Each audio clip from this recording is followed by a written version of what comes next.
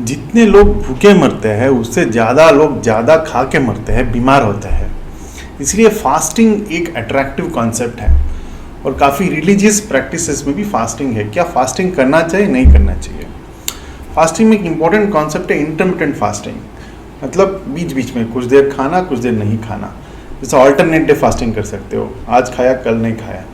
और एक है टाइम रिस्ट्रिक्टेड फीडिंग, मतलब दिन का 6 आवर्स आपने सारा खाना खा लिए, जैसे 12 बजे से 6 बजे खा लिया और सब नहीं खाए, या उल्टा रात अपने खाना खा लिया और सुबह नहीं खाए। इसको बोलते हैं टाइम रिस्ट्रिक्टेड फीडिंग। ये करने से कोई फ़ायदा है क्या? ज़रूर, इंटरमिटेंट फास्टिंग से तो कैलोरी इंटेक कम होता है, तो फ़ायदा है ही। किसी ने ये करके 5% भी वेट लॉस कर लिया ना, जो ओबीस लोग हैं, उससे उनको काफ़ी फ़ायदा है। जैसे लीवर का प्रॉब्लम, डिप्रेशन, कोलेस्ट्रॉल, शुगर, ये सब इंप्रूवमेंट हो सकता है। और 10% तो उनका हार्ट का जो रिस्क है वो भी कम हो जाता है। और इंटरमिटेंट फास्टिंग कैंसर के लिए कोई फ़ायदा है? नहीं, ज़रूर फ़ायदा है। जैसे नॉर्मल सेल फास्टिंग को टॉलरेट करते हैं, कैंसर सेल्स फास्टिंग को टॉलरेट नहीं कर पाता है, फ्रेजाइल हो जाते हैं।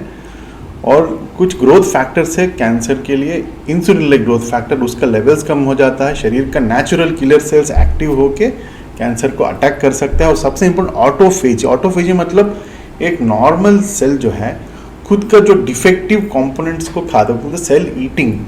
ऐसा करने से नॉर्मल सेल कैंसर सेल बनने का संभावना कम हो जाता है। इसीलिए intermittent fasting is protective for preventing cancer. And very importantly, intermittent fasting करने से कुछ अर्ली क्लिनिकल ट्रायल्स बोलते हैं कि साइड इफेक्ट भी ट्रीटमेंट में कम होता है। तो जो भी एविडेंस है, ये एनिमल स्टडीज है और अर्ली क्लिनिकल स्टडीज है जो बोलता है कैंसर का ट्रीटमेंट बेटर काम करेगा और साइड इफेक्ट भी कम होगा। लेकिन इसको और ज़्यादा एविडेंस चाहिए, मोर मैच्योर फेज 3 क्लिनिकल ट्रायल्स चाहिए।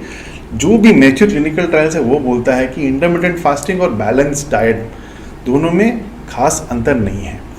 आप अच्छा खाना, बैलेंस डाइट खाएंगे वर्सेस हम इंटरमिटेंट फास्टिंग करेंगे तो खास फर्क नहीं है। इसलिए एक और चीज़ याद रखना है कि आप इंटरमिटेंट फास्टिंग करेंगे, एक जो वेट लॉस हुआ पेशेंट में, तो उसको कैलोरी डेफिसिट होकर और नुकसान हो सकता है।